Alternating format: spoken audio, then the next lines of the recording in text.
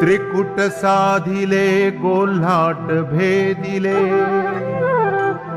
स्थित प्रज्ञ जहाले ज्ञान योगे। ब्रह्मरंध्राठाई चित्त स्थिरावले, अमृतपान केले 17वीचे। जीव शिव समझाले काकार, पडला विसर देहाचाया। ऐसे सिद्ध योगी आत्माराम स्वामी, मांदळी ग्रामी वास करी।